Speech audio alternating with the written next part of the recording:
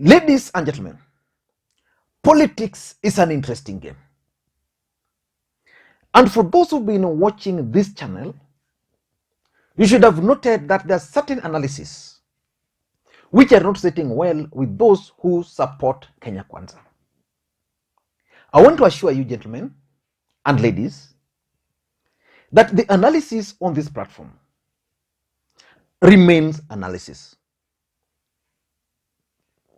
And because in politics nothing happens out of mere coincidence, I like observing specific people within the political circles.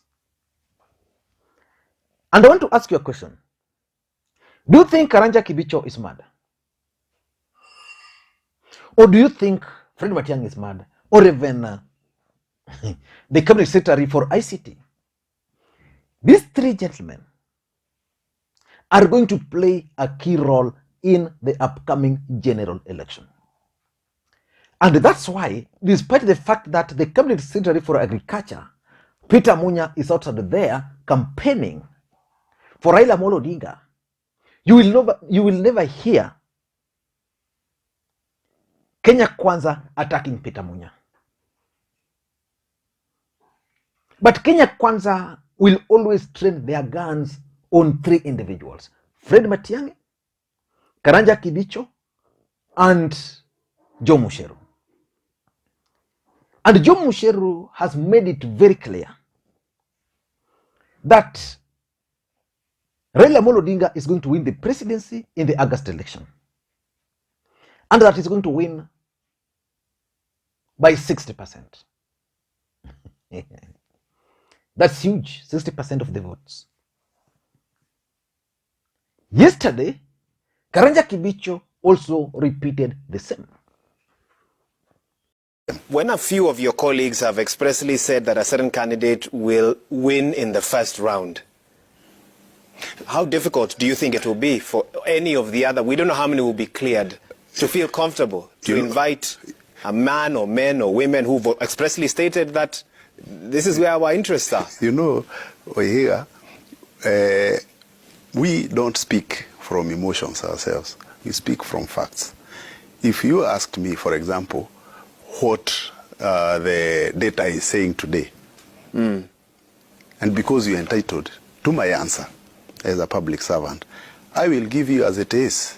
And the burden of proof then shifts to you. If the data I've given you think is misleading, then tell me what data you have and from where that says otherwise. And I think you cannot criminalize someone for giving you information you have asked for. If, for example, you ask me today, what is a polling with respect to the institution I work for? Yeah, I will tell you. And if it favors, because you have asked me, I didn't volunteer it. If it favors a person, it doesn't mean that that's the person I necessarily support, but it's what the data is saying. And when it's saying like that, then it's up to Kenyans. I've explained to them as a policy initiator what they should look for, what the question they should ask, and why they must be careful, because we must relate our political decisions to our future as a country. Well, what is the data saying? You are told here by CS Musheru. That's what it's saying. This is what intelligence data? This is intelligence data. That's what it's saying. It's a 60% win in the first round. That's what it is saying. First round. With 2 months to go to the election, voters will change their mind. There is a difference between noise making and facts. You know, there are people who will make noise, do all sort of photoshopping. You know, I saw, let me tell you, I saw a photo about my town, Kagio, that has one road that cannot pass 3 vehicles, that had a crowd of 2 kilometers wide. But in Kagio, a road passes only 2 vehicles. So that is perception creation, which is very far from facts. As we don't deal with those perceptions, we deal with facts. What are the facts on the ground saying? And they are saying very different things from the noise. That Raila Odinga is going to win by 60%. And the two gentlemen indicated that those results are based on opinion polls, the reports they have, and other reporting parameters. But Karanja Kibicho was very clear yesterday in his statement that as a government official who has privilege to certain information, when asked, he can release them. Then he went further and released the intelligence report. That according to the intelligence report they have, if elections were to be held, that's yesterday, Raila Odinga would win by 60%. That news is not good news for William Ruto and his team. And I'm sure they're not going to take it lightly. Today is also a very important day in this country. President Uhuru Kenyatta is going to preside over his last Madaraka Day celebrations in Nairobi. And already, there are certain things I've observed. The choice of the venue, significant. William Ruto was not at State House where the cabinet was congregating. So let us wait and observe the Madaraka Day. But in this video, I want us to look at what message Karanja Kibicho was actually sending to Kenyans by claiming that Raila Odinga is going to win by 60%. Before we do that, in case you are watching this channel for the first time, I want you to take a second or two and click that subscribe button so that next time we produce a video like this, YouTube will automatically notify you. And to the subscribers, I want to continue. Thank you guys for your continued support, because without that support, this channel cannot be where it is. Now, let us get back to the main issue. Do you think Karanja Kibicho is mad? Or do you think Joe Mushero, who is the guy who is going to be in charge of results transmission, because one of the videos I'm going to make actually is plot to rig elections. I don't know whether it's going to be in favor of Ruto or in favor of Raila, but there are such plots. So my next video will be that. Karanja Kibicho is also going to oversee the upcoming general election. He's also going to oversee the transition. And based on what I can tell you today, the deep state is already preparing to hand over power to Raila Odinga. That information might be good to Raila Odinga supporters, but it might not be a good news to William Ruto and his supporters. But just listen to what I have to say. Karanja Kibicho is saying that Raila Odinga is going to win by 60%. Even Uhuru Kenyatta did not get 60%. If you follow the results of the previous elections, there is a pattern. In 2007, Raila Odinga got 44%. That time, Ruto was with him, Mudavadi and the rest. 44%. In 2013, again, Raila Odinga got 44%. In the last election, Raila Odinga got 44%. There can't be coincidence that William Ruto would leave Raila Odinga and join Uhuru, and then Raila Odinga still gets 44%. When the entire Kalenjin nation left. Can't. So it means even those figures, there is a constant which is 44%. But let us not get into that for now.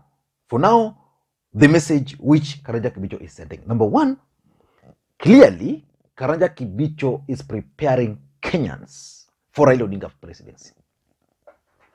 You know, Raila Odinga was supposed to go to the mountain with Martha Karua, but the intelligence advised him not to go, because going there would have overshadowed Martha Karua. Heckling would have been engineered, and the perception would have been the people of the larger Mount Kenya region have rejected Raila Odinga.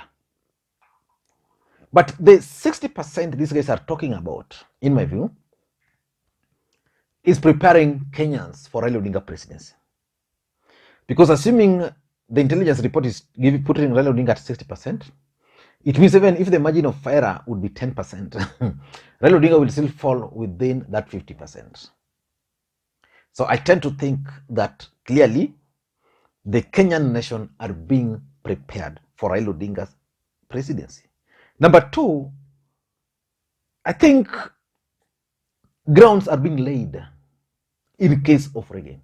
In the last election, 2013, we had the tyranny of numbers by Mutai Ngunyi. The main reason why Mutai Ngunyi came up with that tyranny of numbers, which was like the Kikuyus and Kalenjins combined can get anything they want in this country. I'm seeing another tyranny of numbers being advanced, but now through the government, the deep state, or through the intelligence. The truth of the matter is that if the intelligence reports are showing that Raila Odinga is at 60%, everybody is talking of 60%, then tomorrow, even if Raila Odinga will get 62%, nobody will question, because Kenyans shall have been prepared. You see, that's the truth. Raila Odinga supporters now believe that Raila Odinga is going to win. There's nothing which is going to stop him. Those are the realities of life. So the entire country is now being prepared for Raila Odinga's presidency, and in case that's not going to be through the ballot, then grounds are being laid. You know, in this country, voting is done manually. The results are transmitted electronically. Right? So the votes are done, votes manually, they are counted manually, results transmitted electronically. So if someone intends to rig, then already they've told the Kenyans the percentage they should expect. Number three, I also tend to think that the statement by Karanja Kibicho and Joe Musheru are actually intended to prepare William Ruto supporters to start accepting the fact that William Ruto is not going to be the president. You see, when you talk of 60%, which means Ruto is at 40%. So it means even if you reduce it to 54 for Raila, Ruto will still not become the president. So I know for sure that even there are certain supporters of William Ruto who have started accepting that enyewe hii kitu vile tunaona inaenda, because Karanja Kibicho is saying something that the other side wanapiga tu kelele, and that's not politics.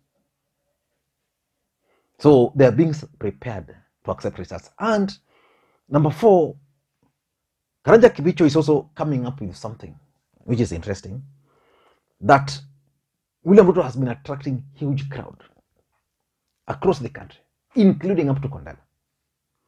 And that in most cases, even the photos which are sent are actually photoshopped just to show huge crowds. And the purpose of this is just generally to create perception. And he gave the example of Kagio Road in Kirinyaga. And according to Karanja Kibicho, that road can only accept 2 vehicles, you know.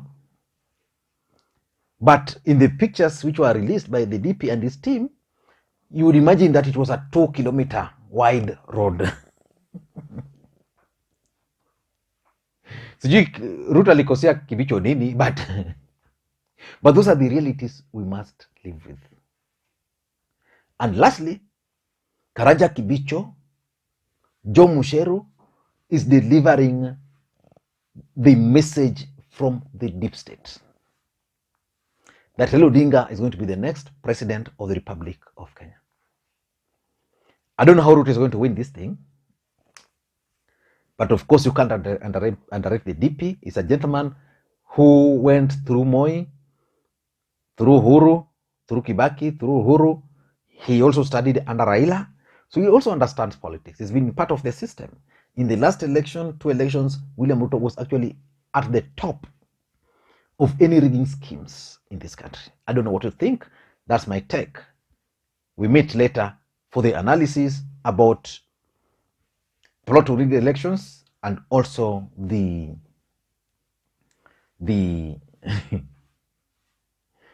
Madaraka Day, because after that event tutakuwa na mashemeji derby somewhere.